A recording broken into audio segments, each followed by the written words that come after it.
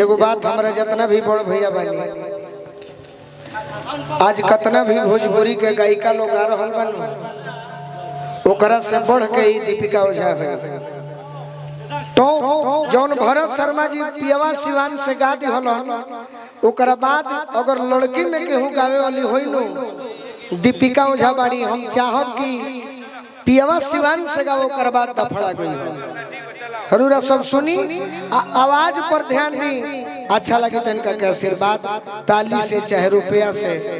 Fire कम करे जय हो जय हो जय हो। आई बस बस इतना कही तो यूपी में हमार बहुत हो गए यहाँ के हमारा गोलू जी के एगो अलग ही रिश्ता बा बचपन से हमने के दोस्ती बहुत तगड़ा बा का जी सही बात बनो सही बात बनो आवा कैसे आ कहे के बा कैसे आ कहे के बा हंगा कि नैन छुरी से कटारी हो गई नैन छुरी से कटारी हो गई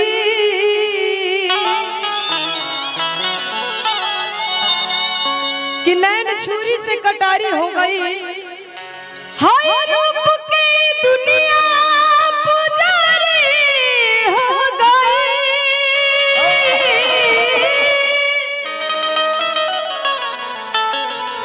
अरे पक्के हो नजरिया में आके जब बस जाई तब बुझी हा कि प्रेम की बीमारी हो गई। कहत रे एगो भौजाई अपना लहुरा देवर से कहत रे कैसे कहत रे तोरे बैठो कहत रे कौना भाव में कहत रे कि ए देवर जी कहीं अब हम घर में अकेले ही बानी एगो रौरे बानी त काहे ना हमार बात के रौरा तनी सुन ली और कहत रे कैसे कैसे कहत रे हो कौना भाव में कहत रे अरे पियवा सिवान से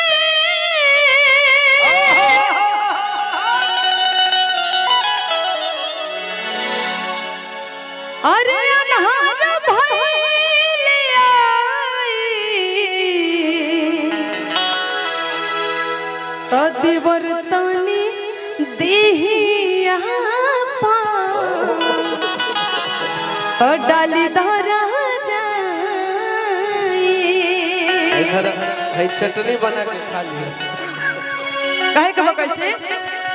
पियवा सिवान से हो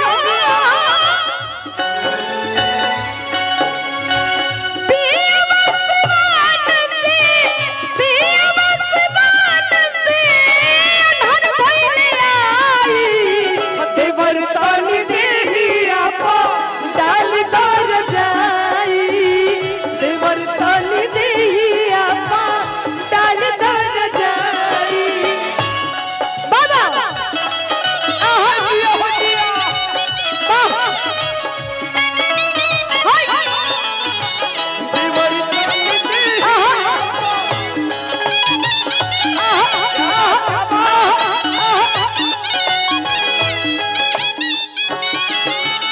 और कह तरीका ओझा चाहे सोखा के सोझा बुलाएला ओझा चाहे सोखा के सोझा बुलाएला और कोई सन बीमारी हाथनी पत नहीं बा कोई सन बीमारी हाथनी पत और कह तरीका धीरे धीरे दिहता बहुत आशीर्वाद बड़े भैया धनंजय भैया के तरफ से बहुत आशीर्वाद। अब कहे के बाद लड़का के पिताजी के तरफ से बहुत पुरस्कार बहुत मुकुंद भैया तो नहीं रहूंगा खड़ा होके खड़ा है के बकोना भाव में हो आवा धीरे धीरे दिहता अरे जिया हो जिया धीरे हो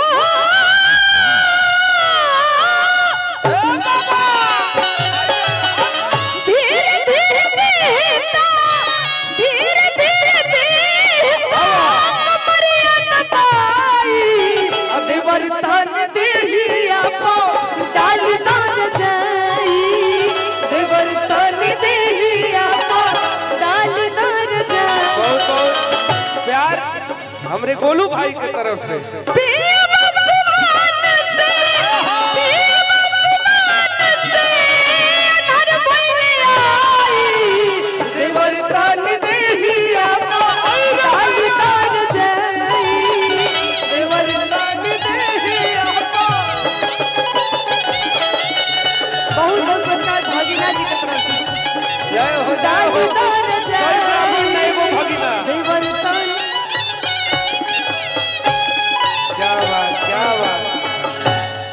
अंदर केहू पिए वाला ई जवनिया भइल दारू केहू पिए वाला आहा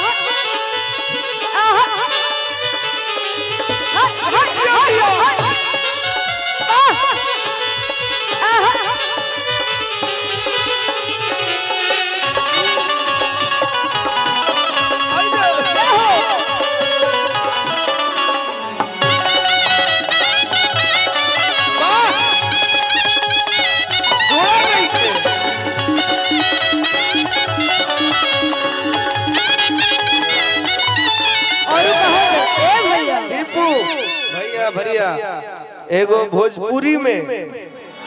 हाँ तने हम चाहब के खाली रुआई अरे के हो लुटेरा के हो चोर हो जाला नहीं के हो लुटेरा के हो चोर हो जाला आवेला जवानी बड़ा सोर हो जाला। हम चाहत नहीं भाव में हमरे भोजपुरी के जो आन बान शान हमरे फिरोज भैया के एगो आएगा